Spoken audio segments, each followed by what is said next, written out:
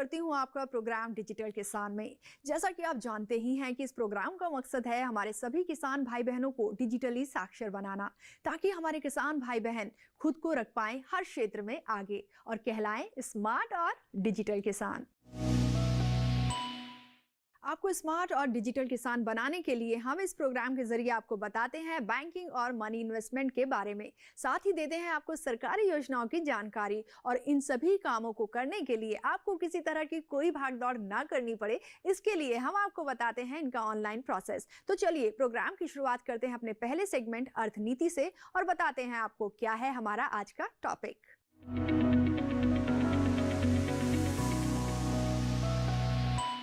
अर्थनीति में आज बात करेंगे नेट बैंकिंग, मोबाइल बैंकिंग और एसएमएस बैंकिंग के बारे में। समझेंगे कि किस तरह से हम नेट बैंकिंग, मोबाइल बैंकिंग और एसएमएस बैंकिंग का इस्तेमाल कर सकते हैं, साथ ही तीनों में क्या कुछ अंतर है और ऑनलाइन बैंकिंग को यूज करने के क्या कुछ फायदे हैं, ये भी जानेंगे अपने एक्सपर्ट से। तो आपको बता देते हैं हमारे आज के एक्सपर्ट का नाम, और आज हमारे साथ हमारे एक्सपर्ट हैं शुभम गोयल।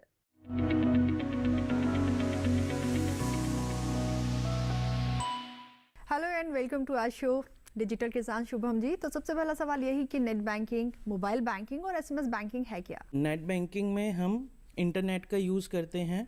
ऐसे यूज़ हम मोबाइल बैंकिंग के अंदर भी करते हैं, लेकिन मोबाइल बैंकिंग के अंदर हम एक ऐप के थ्रू बैंकिंग करते हैं। और एसएमएस बैंकिंग का मतलब है हम एसएमएस के थ्रू अपना किसी नंबर पे बैंक के प्रोवाइडेड नंबर के ऊपर मैसेज भेज के हम अपने बैंक बैलेंस को जान सकते हैं।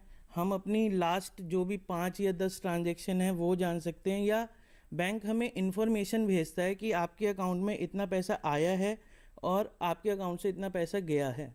तो ये सारी जो ट्रांजैक्शन का इन्फॉर्मेशन आता है वो तो हो गया एसएमएस बैंकिंग। और इंटरनेट बैंकिंग के थ्रू हम अपना कंप्यूटर से, लैपटॉप से या मोबाइल से कोई भी आपको मर्चेंट वेबसाइट होती हैं जैसे, उस पर हम पेमेंट कर सकते हैं। किसी आप कॉलेज का फॉर्म भर रहे हैं, उस पर आपको ऑनलाइन पेमेंट करनी होती है तो वो हम पेमेंट कर देते हैं। और यही सारे फीचर हमें मोबाइल बैंकिंग पे भी मिलते हैं, जिसमें हम जिसके अंदर हम बैंक से जो प्रोवाइडेड एप्लीकेशन होती है उसमें हम लॉगिन करके ये सारी ट्रांजैक्शन, जो जैसे आपने कोई अकाउंट में ट्रांसफ़र करना है या आपने कोई अपना बैंक स्टेटमेंट डाउनलोड करना है, ये सारी ट्रांजैक्शन हम मोबाइल बैंकिंग के थ्रू कर सकते हैं। लेकिन अगर इन तीनों में ही बेसिक डिफरेंस की हम बात करें तो वो क्या कुछ है? एसएमएस बैंकिंग को सबसे पहले हम डिस्कस करते हैं। एसएमएस बैंकिंग के अंदर आपने सिर्फ इंफॉर्मेशन अगर गैदर करनी है कि आपका बैंक बैलेंस कितना है, या आपकी कुछ पिछली ट्रांजैक्शंस के बारे में आपने पूछना है, या आपकी ब्रांचेस कहाँ पे हैं, तो ये सब आपको एसएमएस बैंकिंग के थ्रू पता लग जाता है। और मोटा मोटा जो दो बैंकिंग होती हैं, इंटरनेट बैंकिंग और मोबाइल बैंकिंग, उन दोनों में ऑलमोस्ट फीचर्स सारे सेम होते हैं। बस इंटरनेट बैंकिंग से आप ऑनलाइन पेमेंट कर देते हैं। जैसे आपने किसी भी, अभी जैसे ऑनलाइन आपने कोई फॉर्म भरा, उसकी कोई पेमेंट करनी है तो आपने अपना लॉगिन आईडी और पासवर्ड डालना है। इंटरनेट बैंकिंग का लॉगिन आईडी पासवर्ड डालेंगे और उसकी पेमेंट आप उससे कर देंगे। ये फीचर मोबाइल बैंकिंग के अंदर नहीं होता। बेसिकली ये ही फ़र्क मोटा मोटा इंटरनेट बैंकिंग और मोबाइल बैंकिंग के अंदर है। बाकी आप ऑनलाइन ट्रांसफ़र कर सकते हैं, वो मोबाइल बैंकिंग से भी कर सकते हैं, आप इंटरनेट बैंकिंग से भी कर सकते हैं, आप अकाउंट स्टेटमेंट डाउनलोड कर सकते हैं, आप चेकबुक की रिक्वेस्ट दे सकते हैं, आप अपना एटीएम का अगर आपने पिन चेंज करना है वो भी आप ऑनलाइन और मोबाइल से, नेट बैंकिंग से भी कर सकते हैं और मोबाइल बैंकिंग से भी कर सकते हैं। मोटा मोटा अगर हम फ़र्क दोनों में देखें तो जो मर्चेंट वेबसाइट्स होती हैं, जो एक एक्सटर्नल वेबसाइट पे हमें पेमेंट करनी होती है, ऑनलाइन पेमेंट, वो मोबाइल बैंकिंग के थ्रू ना होके इंटरनेट बैंकिंग के थ्रू होती है। और मोबाइल बैंकिंग आप कंप्यूटर से नहीं कर सकते। आपके लिए, आपको मोबाइल बैंकिंग के लिए मोबाइल चाहिए, और जो भी जिस भी बैंक में आपका अकाउंट है उसकी मोबाइल बैंकिंग ऐप आपको डाउनलोड करनी होगी, उसमें आपको रजिस्टर करना होगा और उसके थ्रू वो बाकी सारी आप ट्रांजैक्शन कर सकते हैं। अगर हम रजिस्ट्रेशन की बात करते हैं तो नेट बैंकिंग का रजिस्ट्रेशन का क्या प्रोसेस है, वहीं मोबाइल बैंकिंग का रजिस्ट्रेशन करेंगे तो किस तरह से करेंगे, और एसएमएस बैंकिंग भी अगर हमें यूज़ करनी है अपने मोबाइल पर तो उसका प्रोसेस क्या रहेगा? हमें अगर इंटरनेट बैंकिंग के लिए रजिस्टर करना है, इसके 2 प्रोसेस हो सकते हैं। या तो आप सीधा ब्रांच में जाइए जहाँ भी आपका अकाउंट है, वहाँ पे आप जाके उनसे रिक्वेस्ट कीजिए मेरे को अपनी नेट बैंकिंग एक्टिवेट करनी है अपने अकाउंट में। तो वो फिर आपको एक एप्लीकेशन लिख के देनी होगी और एक फॉर्म देंगे, उसे आपने पर्टिकुलर्स भरना है, अपनी फ़ोटो देनी है, अपने केवाईसी देने हैं, अपना एक मोबाइल नंबर, ईमेल आईडी जो मैंडेटरी है इंटरनेट बैंकिंग के लिए वो आप डालेंगे, तो वो आप अप्लाई कर देंगे। और दूसरा ये प्रोसेस हो गया कि आप ऑनलाइन अपने बैंक की वेबसाइट पे जाइए, वहाँ से फॉर्म डाउनलोड कर लीजिए या ऑनलाइन अप्लाई कर दीजिए। कुछ bank online net banking apply करने का भी ऑप्शन देते हैं। अगर आपने कोई अकाउंट खुलवाया है अपने बैंक अकाउंट से, तो वो आपकी बेसिक डिटेल पूछ के, जैसे आपका बैंक अकाउंट नंबर क्या है, डेबिट कार्ड का नंबर क्या है, ये सारी डिटेल्स आप डालेंगे तो आपकी ऑनलाइन भी आप नेट बैंकिंग का आईडी पासवर्ड जनरेट कर सकते हैं। और अगर आप मैनुअली अप्लाई करेंगे इंटरनेट बैंकिंग के लिए तो फिर आपके पास सबसे पहले तो एक लॉगिन आईडी आएगी। कुछ बैंक्स तो कस्टमर आईडी को ही लॉगिन आईडी रखते हैं और कुछ स्पेशल एक अलग से आईडी भेजते हैं, और फिर 1 से 2 दिन बाद एक पासवर्ड वो जनरेट करेंगे। वो आपको एक प्रिंटेड लेटर पे बैंक भेज देगा कि ये पासवर्ड है। तो उस पासवर्ड को जैसे ही आप डालेंगे, जब आप अपने बैंक की वेबसाइट पे जाएंगे और उसमें आप अपना लॉगिन करेंगे, तो वो पासवर्ड चेंज करने के लिए बोलेगा, उसे आप चेंज कर दीजिएगा और फिर आपकी नॉर्मली जो आप नेट बैंकिंग के थ्रू सर्विसेज ले सकते हैं वो सारी सर्विसेज ले पाएंगे जी। और यही प्रोसेस मोबाइल बैंकिंग के लिए रहेगा। आप बैंक में जाके मोबाइल बैंकिंग का फॉर्म भर सकते हैं, या आप जब इंटरनेट बैंकिंग के लिए अप्लाई करेंगे तो हाथों हाथ मोबाइल बैंकिंग के लिए भी अप्लाई कर सकते हैं।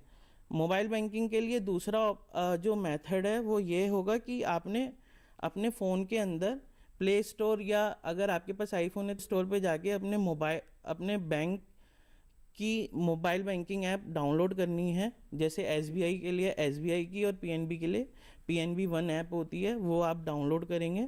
उसके अंदर आप अपने फ़ोन नंबर के थ्रू और बेसिक डिटेल जैसे अकाउंट नंबर हो गया और डेबिट कार्ड हो गया, ये सारी डिटेल्स डाल के वो वेरीफाई करेंगे और आपकी मोबाइल बैंकिंग भी एक्टिवेट हो जाएगी।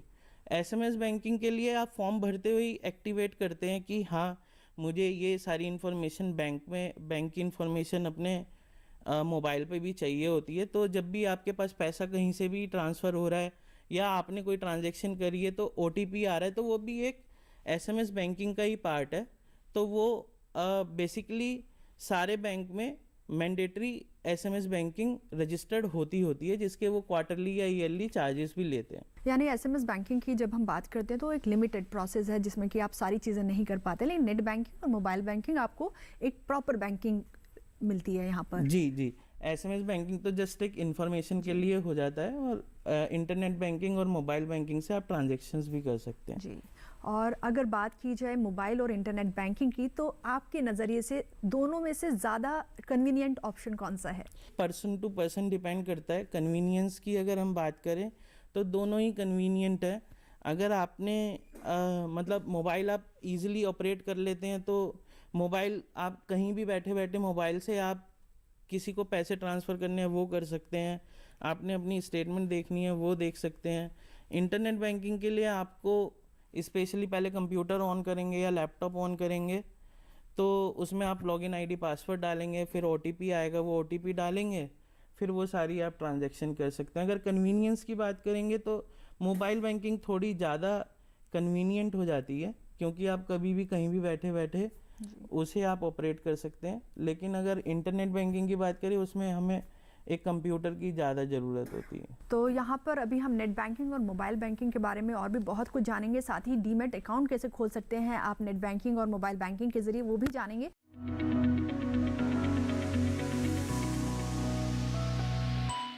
नेट बैंकिंग और मोबाइल बैंकिंग से जुड़ी अभी और जानकारी लेंगे अपने एक्सपर्ट से, लेकिन इस छोटे से ब्रेक के बाद। तो कहीं जाइएगा नहीं, बने रहिए हमारे साथ डीडी किसान पर। अब जड़ों में हो जान, बढ़ेगी उपज, बढ़ेगा मान। का माइकोर एक ऐसा उत्पाद जो पोषक तत्वों की अवशोषण क्षमता को बढ़ाए एवं जड़ों को मजबूत बनाए। माइकोर, जब जड़ों में हो जान, बढ़ेगी उपज, बढ़ेगा मान। Welcome back to our show digital Kisan. तो एक बार फिर से आपको बता दें कि हम आज अपने पहले सेगमेंट में बात कर रहे हैं नेट बैंकिंग, मोबाइल बैंकिंग और एसएमएस बैंकिंग की। तो लेते हैं कुछ और जानकारी अपने एक्सपर्ट से।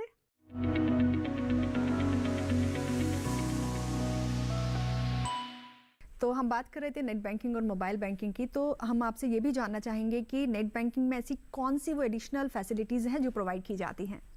नेट बैंकिंग के अंदर हम मोबाइल बैंकिंग से थोड़ी एडिशनल फैसिलिटी में एक तो ऑनलाइन पेमेंट का ऑप्शन हो गया, वो हो जाता है। और number of transaction mobile banking के अंदर कुछ लिमिट लगा दी जाती है कि आप 5 या 10 ही ट्रांजैक्शन कर सकते हैं, लेकिन इंटरनेट बैंकिंग में ऐसी कोई लिमिट नहीं होती। अगर आप खुद इंटरनेट बैंकिंग में लिमिट लगाना चाहें वो आप लगा सकते हैं।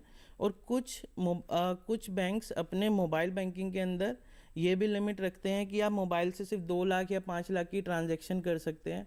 इंटरनेट बैंकिंग में ऐसा नहीं होता, आप जितना भी आप ट्रांजैक्शन करना चाहें वो सारी ट्रांजैक्शन आप आराम से कर सकते हैं। आपने बात की कि मोबाइल बैंकिंग में एक लिमिटेड आपके पास स्कोप होता है, लेकिन नेट बैंकिंग में ऐसी कोई लिमिट नहीं है आपके पास। तो क्या नंबर ऑफ ट्रांजैक्शंस की भी लिमिट नहीं रहती अपने पास नेट बैंकिंग के दौरान? आपको सेट करना होता है बेसिकली। बैंक इनबिल्ट आपको शुरू में ये ट्रांजैक्शन कि आप डेली 5 ट्रांसफ़र कर सकते हैं या 10 ट्रांसफ़र कर सकते हैं, ऐसी एक लिमिट लगा के दे सकता है। लेकिन वहाँ प्रोफाइल एक सेटिंग होती है।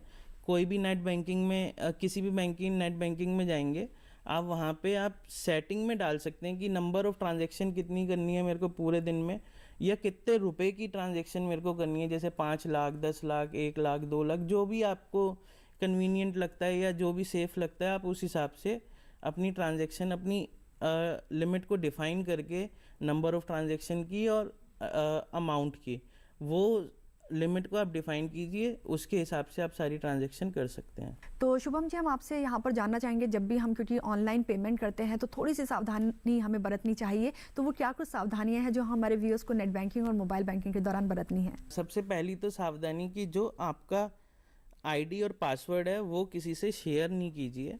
और कोई अगर आपको लगता है कि ये इंटरनेट कई शॉप्स वगैरह पे होता है कि फ्री ओपन इंटरनेट होता है, तो उसके थ्रू आप पेमेंट ना करें तो ज़्यादा अच्छा है।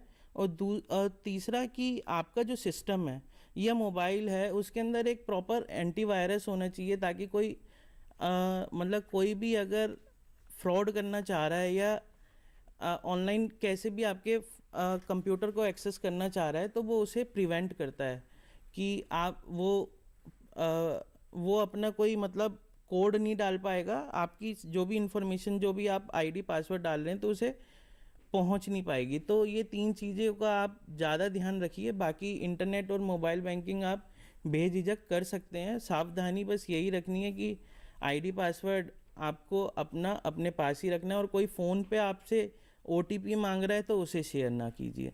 लेकिन अगर हम कहीं बाहर जाते हैं, साइबर कैफ़े पे जाकर हम नेट बैंकिंग यूज़ करते हैं, तब क्या कुछ सावधानियां बरतनी ज़रूरी हो जाती हैं? सबसे पहले तो आपने ये देखना है कि सिक्योरिटी सर्टिफिकेट, जब भी आप वेबसाइट डालते हैं बैंक की तो HTTPS लिखा आना ज़रूरी होता है। वो S मतलब सिक्योरिटी के लिए होता है।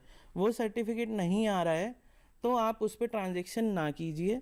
और ये भी ध्यान रखना होगा कि आपके बैंक की ओरिजिनल वेबसाइट क्या है, जैसे sbi.co.in, ठीक है। तो SBI मतलब ये वेबसाइट .in हो या .com हो, ऐसी वेबसाइट के थ्रू तो आप पेमेंट करेंगे, सिक्योरिटी सर्टिफिकेट देखेंगे और ये पेमेंट करेंगे। और सिमिलर नाम से कई सारी वेबसाइट बना देते हैं जो हैकर्स होते हैं, तो आपने वेबसाइट का नाम भी ध्यान से देखना है कि वो वेबसाइट अपने ही बैंक की है या कोई दूसरी कोई वेबसाइट है जिसके अंदर आप अपनी लॉगिन आईडी और अपना पासवर्ड डाल दें। तो वो आपको थोड़ा सा ध्यान रखना है कि अपनी लॉगिन आईडी और अपना पासवर्ड आपने तभी डालना है दूसरे कंप्यूटर पे हो चाहे अपने कंप्यूटर पे हो, चाहे अपना इंटरनेट हो चाहे दूसरे का इंटरनेट हो, जब आपको पता हो कि ये आपकी अपने बैंक की ही वेबसाइट है। और अगर कभी अकाउंट हैक हो जाए तो उसके क्या सिम्टम्स हैं, हमें कैसे पता चलेगा कि हमारा जो अकाउंट है वो हैक हो चुका है? सबसे पहले तो आपको अपना मैसेज, कोई भी मैसेज आता है बैंक के थ्रू, ठीक है, तो सबसे पहले वेरीफाई करना है अपने बैंक में जाके या कस्टमर केयर पे वेरीफाई करना है कोई ट्रांजैक्शन तो नहीं हो रही है। और आपको जैसे भी डाउट होता है कि हाँ मेरे अकाउंट से कुछ ट्रांजैक्शन हुई है, तो सबसे पहले आप अपने अकाउंट में वो लीन मार्क करवा दीजिए, लॉक करवा दीजिए कि इसमें कोई आउट ट्रांजैक्शन ना हो। और दूसरा, आप एक अपनी कंप्लेंट रजिस्टर करवाइए बैंक में भी और पुलिस स्टेशन में भी कि मेरे साथ ये फ्रॉड हुआ है, और उसके बाद साइबर सेल में आप अपनी कंप्लेंट कीजिए।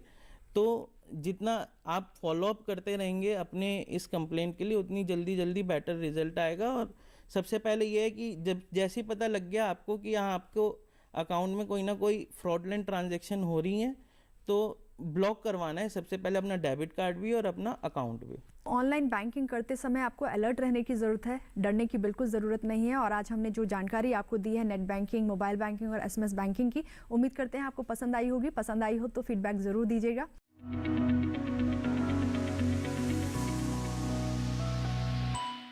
तो हमारा दूसरा सेगमेंट है सरकारी योजनाओं से लाभ, और इस बार हम आपके लिए लेकर आए हैं सीनियर सिटीजन सेविंग स्कीम, जिसे शॉर्ट में कहा जाता है SCSS। क्या है ये स्कीम, किसको मिल सकता है इस स्कीम का लाभ और कैसे उठा सकते हैं लाभ, ये सब कुछ जानेंगे इस ब्रेक के बाद। तो बने रहिए हमारे साथ डीडी किसान पर।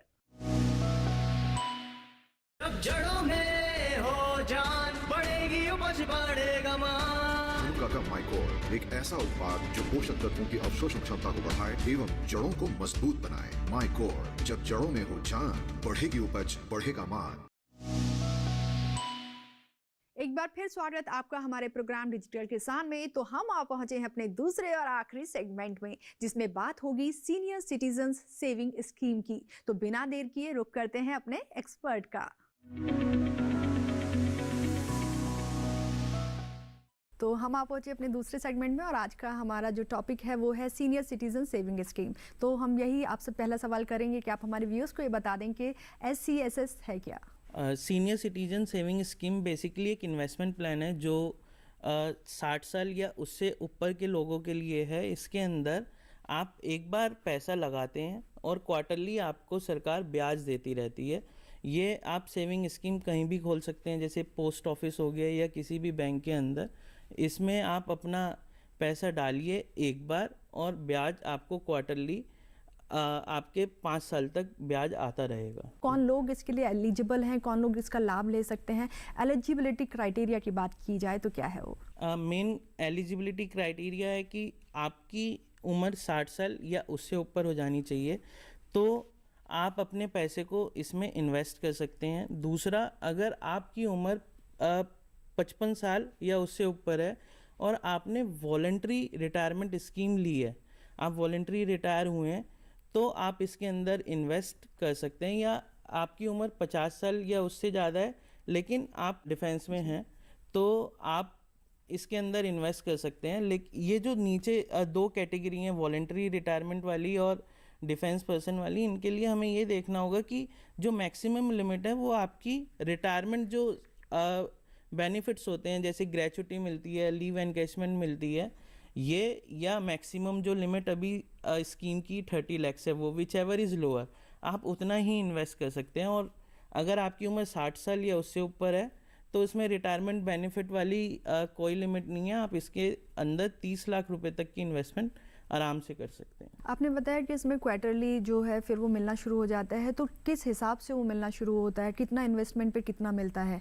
इसमें जो भी सरकार क्वार्टरली इसके अंदर ब्याज अनाउंस करती रहती है, जैसे जैसे RBI की पॉलिसीज़ आती हैं तो वो अपना एक ब्याज दर क्वार्टरली इसमें बताती है, जो अभी लगभग FD से 1.25% ऊपर रहता है।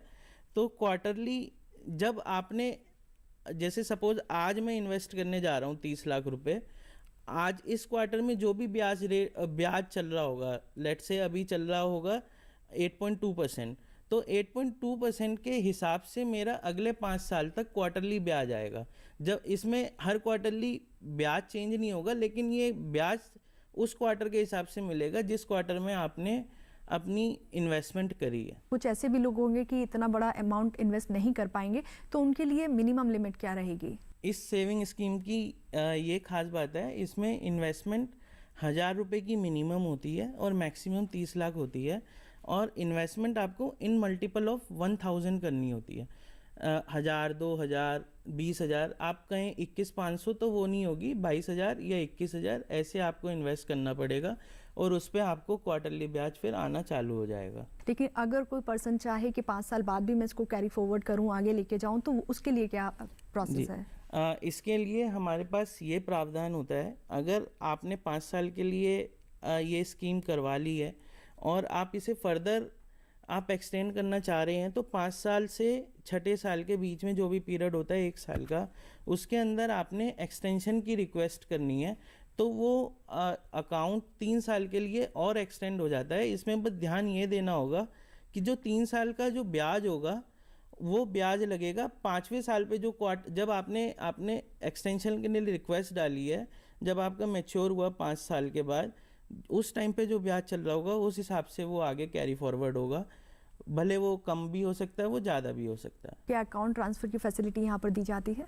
जैसे आपने पोस्ट ऑफिस में अकाउंट खुलवाया अपना, तो ये आप बैंक में भी ट्रांसफ़र कर सकते हैं या वाइस वर्सा भी कर सकते हैं कि बैंक में खुलवाया और पोस्ट ऑफिस में आपने उसे ट्रांसफ़र कर दिया। क्या 2 लोग मिलकर भी इस फैसिलिटी का लाभ ले सकते हैं? जी, ये अकाउंट स्पाउस के साथ मिलके खोला जा सकता है। जैसे किसी भी हस्बैंड की एज या वाइफ की एज 60 ईयर्स या उससे ऊपर हो गई है, तो वो अपने स्पाउस का नाम उसके अंदर ऐड करवा के ये इन्वेस्टमेंट कर सकते हैं। सपोज करिए स्पाउस के बीच में, दोनों के बीच में एज डिफरेंस अगर काफ़ी ज़्यादा रहता है, दूसरा जो पार्टनर है वो अभी 60 का नहीं हुआ है, उस सिचुएशन में क्या ये लाभ मिलेगा इस स्कीम का? जो भी मेन बेनिफिशरी है, जैसे हस्बैंड की एज 60 ईयर्स हो गई है या वाइफ की एज 60 ईयर्स हो गई है, जिसके भी नाम से ये अकाउंट खुला, मेन बेनिफिशरी हैं, वो एज ए जॉइंट होल्डर अपने स्पाउस का नाम डाल सकते हैं, और उसमें उनकी एज की कोई भी ऐसी लिमिट नहीं है। अगर उनकी एज 60 साल से नीचे भी है तो भी उनका नाम उसके अंदर आ सकता है। और अगर बात करें नॉमिनी की, तो क्या इसके लिए नॉमिनी भी आप नॉमिनेट करते हैं? सेविंग स्कीम के अंदर आपको नॉमिनेशन की भी फैसिलिटी अवेलेबल होती है। आप भले चाहे सिंगल अकाउंट खोलें चाहे जॉइंट अकाउंट खोलें, तो आप अपना नॉमिनी भी इसके अंदर ऐड करवा सकते हैं। जी, जैसे हमने बात की थी अकाउंट ट्रांसफ़र की, क्या नॉमिनी को भी बाद में बदला जा सकता है? एक बार स्कीम अगर शुरू हो गई तो इन बिटवीन हम चाहें कि नॉमिनी चेंज करना चाहें, उस कंडीशन में क्या नॉमिनी का चेंज करा सकते हैं नाम हम? जी, हम इस स्कीम के अंदर नॉमिनी कभी भी चेंज कर सकते हैं। जब भी आपको ज़रूरत है नॉमिनी चेंज करने की, आपने जहाँ भी वो अकाउंट खोला हुआ है वहाँ पे आप जाइए, वहाँ nominee request letter, change request letter दीजिए और अपना नॉमिनी आप कभी भी चेंज करवा सकते हैं। क्या जब कोई इस स्कीम का लाभ लेना चाहता है तो ऐसे में ज़रूरी है कि उसका बैंक में अकाउंट भी हो पहले से? इसके अंदर जो क्वार्टरली ब्याज मिलता है वो अकाउंट के अंदर ही क्रेडिट होता है, तो इसके लिए बेहतर है कि आपका एक सेविंग अकाउंट हो। और वैसे भी अब प्रधानमंत्री जी ने भी काफ़ी टाइम पहले ये जन धन खातों के लिए सबसे अपील करी थी, तो अगर आपने ये सेविंग अकाउंट, ये सेविंग करनी है या नहीं करनी है, आपके पास बैंक अकाउंट होना तो आज की डेट में ज़रूरी है।